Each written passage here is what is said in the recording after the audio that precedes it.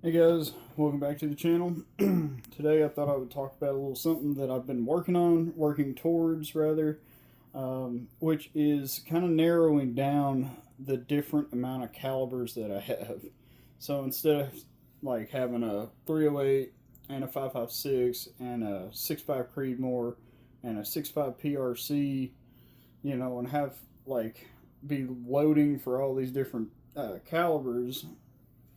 I want to kind of consolidate and narrow that down. I'm not going to get rid of rifles, the number of rifles, but I want to basically get down to where they all use similar components. Like I can use the same bullet in this rifle as I do my AR-10, or the same bullet in my 308 as what's going to go in this rifle. So this is my 6.5 PRC, and basically I've decided to rebarrel it. So I've been wanting to go to primarily like 30 cals.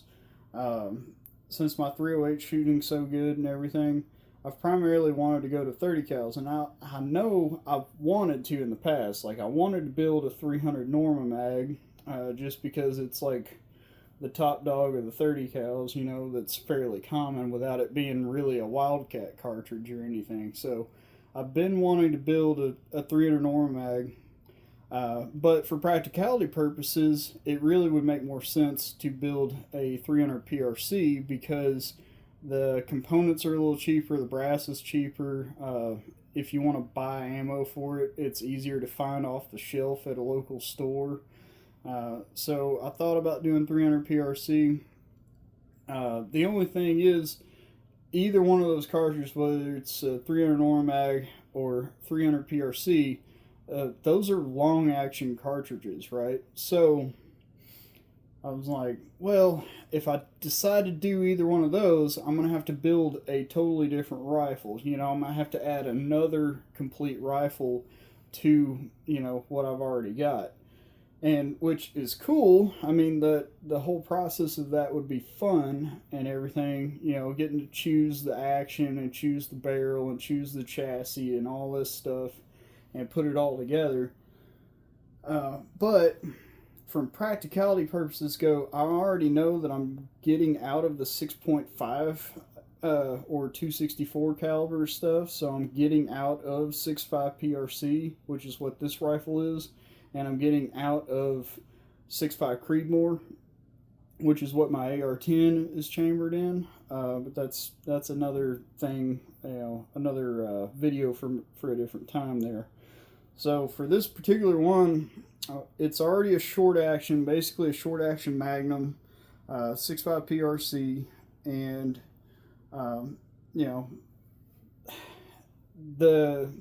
the easiest way, I started doing some research, and the easiest way to go to a 30 cal, like a big 30 cal, would be to go to without having to change a whole lot with this rifle. The easiest way I could go is to go to a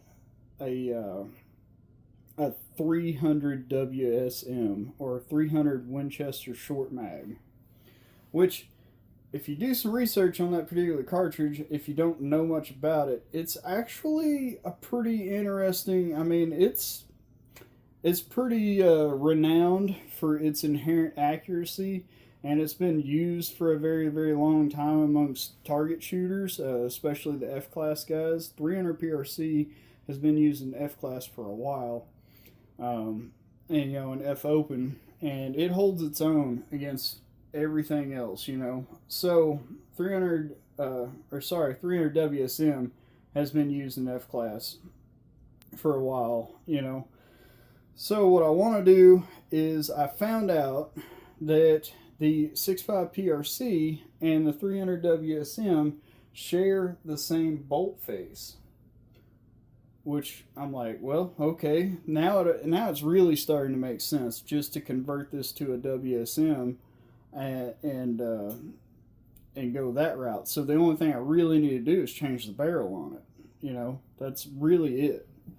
It's just do a barrel swap on it. So that's what I've decided to do. I've ordered an Excalibur barrel, and I ordered a 31 inch straight bull, like, you know, straight blank, just like this one, same diameter and everything. The only difference is it's going to be a 30 caliber, but it's 31 inches. This one is 27 inches, so it'll be 4 inches longer plus a muzzle brake when it's assembled. And I've gone with a 1 and 8 5R twist rifling. I'm gonna have it cryogenically treated. Don't know if that's gonna help or not. I mean, it did cost an extra $100 to do that, but right now I'm looking at somewhere between let's see, what they say, 10 to 14 weeks, something like that. So at least 2 months, maybe possibly up to 3.5 months to get this rifle. So 2.5 to 3.5 months to get the barrel in. So in the meantime, I'm probably going to keep shooting the 6.5 PRC while I can. Now, you know, ballistically, yeah, the 300 Norma mag or a 300 PRC would have been a better choice for really long range shooting than the 300 WSM. But I did some little bit of paperwork, some research, and I found a few interesting things.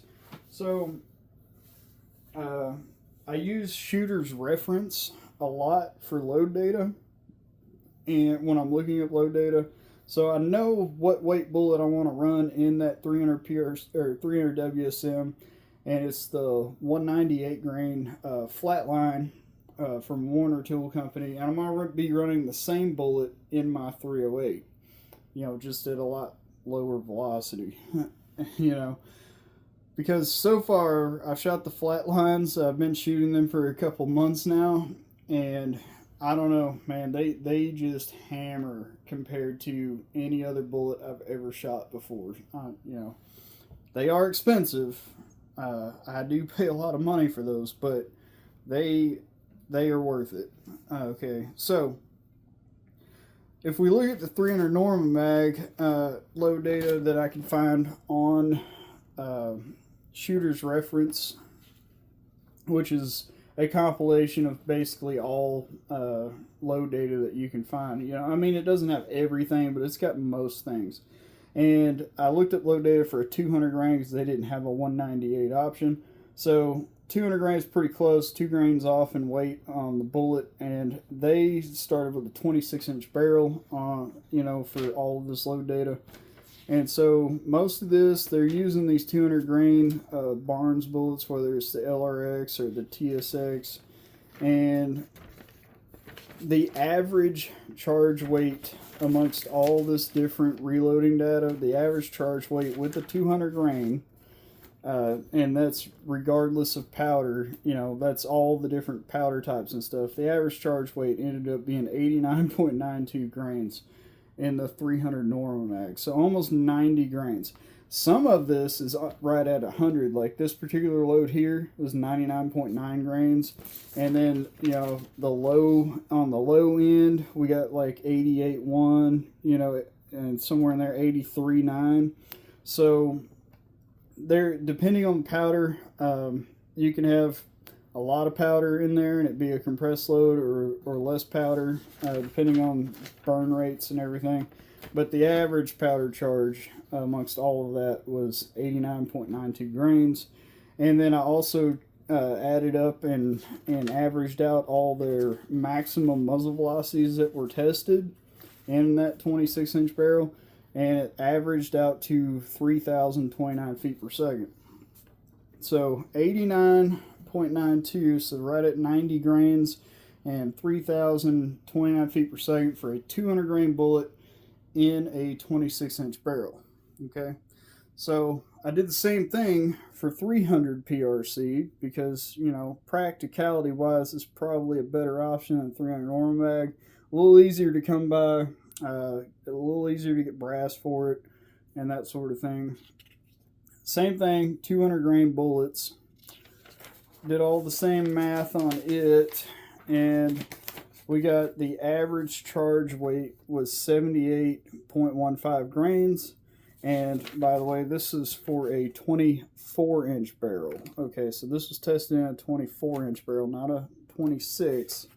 And, you know, if you know things on average, each inch of barrel length will gain you about 25 feet per second. It's really anywhere between like 15 and 30, but normally around 25 feet per second. So, with that being said, 78 grains was the average charge weight, and the average muzzle velocity for that 200 grain bullet is 2906. There were some over 3,000 and some under 2,900, and that's the reason why I ended up averaging to 2906. So the average difference was about 100 feet per second slower on average than the 300 Norma mag. Now, if we were to bump this up 2 inches to a 26-inch barrel, basically add 50 feet per second to it, now we're at 2956. So, I mean, still about 75 feet per second below the 300 Norma mag, but, you know, it's not far behind for this, you know, same barrel length and everything. Now, I got into 300 WSM loads with a 200 grain bullet.